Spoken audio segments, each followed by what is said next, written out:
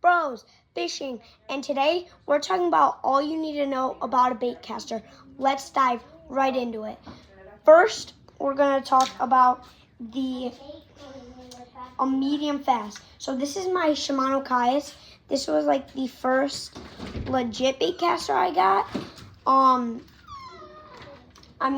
Compared to like the other combo I have, which is the Shimano Poison Adrena with the Curado 70 MGL, then it's not a very good comparison.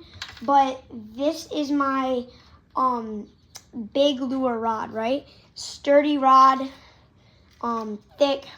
So this is a 7-foot, medium heavy, fast action rod, and this is meant for 3/8 ounce to 1 ounce. On this right now, this is my new lure I got. This is the River to Sea S-Waver, and it's a wake bait, and this is in the color I Know It. This is a 15/16 ounce, so just pushing an ounce. So on this, I'm gonna want to throw heavier lures. Depending on which hand you reel, then if you're a right hand reel, the brakes are going to be on the left. If you're a left hand reel, the brakes are going to be on the right. So right now, my brakes are at 3 on, 3 off. I'm pretty sure that means that these are and I'm pretty sure that means that I have 3 brakes right now. So that's my Shimano Caius, and although I'm comparing it to the Shimano Poison Adrena and Curado 70 MGL, it's not a very good comparison, but still a solid beginner's combo that I would recommend. Now, here's my Curado. Gotta be careful. That is a stealthy looking reel with the Poison Adrena. This is a 6'10". I'm pretty sure it's medium fast. Medium. It's not medium heavy. It's a 6'10", medium fast. I'm pretty sure, and it is meant to throw 1/4 ounce to 3/4 ounce. So lighter lures like weighted Texas rigs, weightless Texas rigs, smaller swim baits, stuff like that. Like right now I got the Yum Lizard and Watermelon right now with the Guggen Tungsten 1/4 ounce weight. So I got a Texas rig on it right now. And like now I'm gonna go over let me show you the brakes. So the brakes on this, there's an interior brake and an exterior brake. I'm pretty sure the interior is the one on the inside. Roast me down in the comments if I'm wrong. I probably am, but you can take it off right now. There's 4 brakes on the inside. I'm at 2 off and 2 on. I'm just gonna click that back on like I did with my Caius. And now I'm pretty sure this is the exterior brake. Now I've got this at 3 to 2. So my brakes are mostly off. And that just allows me to just get it further out there, bomb it, but I gotta thumb it because it will backlash more. And then here is the spool tension. This is gonna be this is gonna be right here by the reel every time. If you're a left hand, it's gonna be in the same place, just on the left. This is the drag right here. So if you push it the opposite way of you, then the line will get harder to pull out. It'll get tighter. Then if you put it towards you, it'll get looser and easier to pull out. Then same thing with the spool tension. The tension will be more if you twist it the opposite way of you, but if you come towards you, then the tension will be less. So I'm gonna show you guys some baits and lures that I recommend for combos like this. So for medium fast, oh my gosh, I can't talk today, guys. I'm gonna want to throw baits like chatterbaits. Like this is the Z-Man Evo 3/8 ounce chatterbait in black and blue with a Strike King Rage Tail in black and blue. So that's a 3/8 ounce. That's kind of pushing that, but here's where it's at. This is like perfect for it. This is the Z-Man original chatterbait.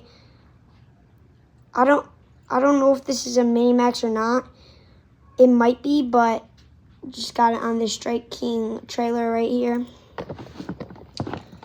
And then I'm going to talk about like the top water stuff to throw on the my Corrado and Poison Adrena. So for the top water, you're going to want to throw stuff like buzz baits, right? Like lighter, smaller buzz baits. Even like you can throw walking baits. This is the 6 Sense Dogma and Shad Burst. Or poppers. This is the Strike King KVD Bone Popper. And then, or even the Berkeley Chapo. This is in Ghost Scale. You can throw all the stuff I just showed you on my Shimano Kais. But the one thing you can't throw on the Corrado and Poison Adrena is heavy duty frogs. This is the 6 Sense Vega Frog, one in black, one in gill, and this is a new one I actually got, by the way. These are heavier, thicker frogs, meant to throw in those pads. You gotta have a heavy duty rod to throw that. So that's why I go to my Kais, medium heavy, perfect for throwing heavy duty frogs like this. And it's good for throwing bigger buzz baits. This is a humongous buzz bait. This is my Buzz Toad. This is a Chomp one, I think. It might be a Strike King, I don't know. Let's talk about the swim bait side of things. So this is the Megabass Sleeper Gill. And I think the color might be Gill or Magic Gill or something, but I'm pretty sure it's a 3/8 ounce, and you just throw this on like a heavy duty rod, and because it's a heavy bait, so you're gonna want to throw that on something heavy, and in my case that is my Shimano Kais. So a good swim bait to throw on my Corrado and Poison Adrena. This is a heavier one you can throw, Dark Sleeper. I would rather probably throw that on my Kais. Actually, no, I wouldn't, but something better would be like a Kitech with a Great Lakes Finesse underspin, or just like a classic swim bait head, or like even the Megabass Spark Shad right there. That's a good bait to throw. Let's talk hard baits to throw. So let's see. I'm gonna want to throw this Strike King Red-Eyed Shad 2-tap in the color Sexy Shad. This is like a 3/8 ounce lure or something like that, but I'm gonna want to throw this on my Poison Adrena. This might be the best casting bait you can buy, and I'm being serious. You can bomb this thing so far, it's insane. Like, it's honestly crazy. And this is right here what I'm about to show you. This is the 6 Sense Crush Mini. This is something I had to throw on my Poison Adrena because it's lighter. You can't even throw this on a medium heavy rod. 10 Texas rigs, I would recommend like a lighter rod for that. Jerk baits, I'm gonna probably throw those on my Shimano Kais too. Let's talk like jigs, football jigs. Jigs, I'm gonna want to throw. Let's just talk finesse baits. I'm gonna want to throw a finesse bait on my Poison Adrena. Way more sensitive of a rod. So if I can feel just dragging this across the bottom, hopping it across the bottom. I can feel everything on my Shimano Poison Adrena. I can feel the rocks, the weeds, everything. So I'm gonna want to throw jigs and bottom baits like tubes. Excellent bait. I'm going to want to throw tubes, dark sleeper. I'm going to want to throw those baits on the bottom. And so when I'm throwing them on the bottom, I want a very sensitive rod so I can feel what I'm going through, and then I can like decide where I want to throw it. And so I just like a lighter rod for that.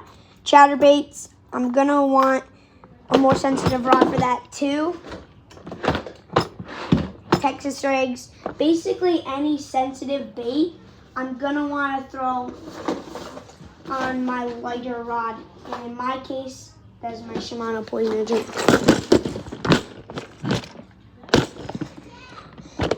And so let's just do a recap before I end. Medium heavy, throw heavier lures. I'm not talking like gigantic, like 6 cents glide baits, like gigantic. I'm not talking like the 6-inch Megabass Mag Draft. I'm just talking about a good, sturdy, heavy-duty bait that can catch big bass, right? I'm talking Sleeper Gill, right? Talking Sleeper Gill. I'm talking the River to Sea S-Waver, big bait, right? I'm talking anything big that I can bomb on my Shimano Kais, right? Now, on my Poison Adrena, I'm talking lighter, more sensitive baits. I'm talking football jigs, bitsy jigs, right? Chatterbaits, Texas rigs, anything with bottom contact, I'm gonna want to throw on my Shimano Curado, and I'm still gonna throw swim baits. I'm gonna throw top water. I'm gonna throw those things, but the main thing I want on a sensitive rod is bottom contact, because I can feel everything. I can feel everything on every single bait on this more sensitive rod, but I'm just gonna throw lighter, smaller lures, right? So that is a recap of this video. Let me just show you guys this one more time. Watch. I'm going to show you guys how to remove a bait. Backlash.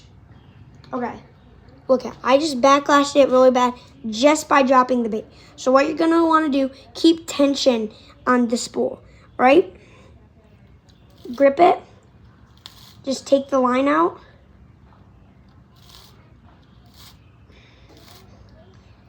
And just pull the line out. Pull the backlash.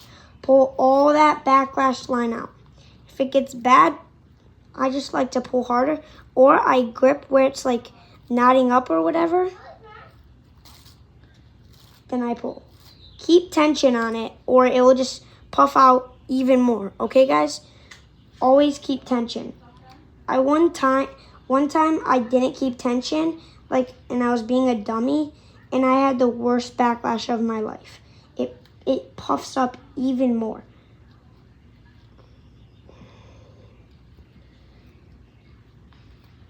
All right, just try to pull this.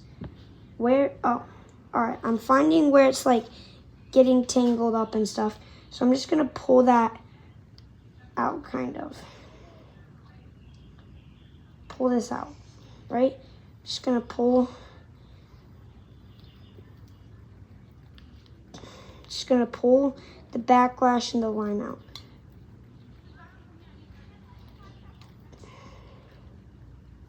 I don't know what it's doing, guys.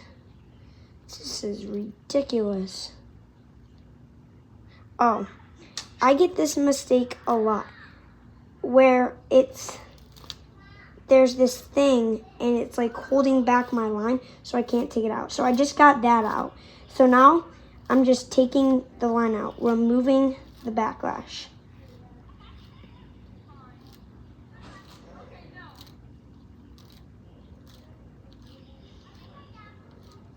Okay. Make sure you get every piece of line that's puffing out. So now I'm gonna grip the line like this, like above the rod, above the reel so it doesn't get tangled when you're reeling it back in, and then you're just gonna grip it and you're just gonna reel it back in. Make sure if it's knotting up, you get that knot out, and that is how you remove a backlash. So I hope this video was successful for you guys, and I will see you on the next video of Broogs Bros Fishing. See you guys.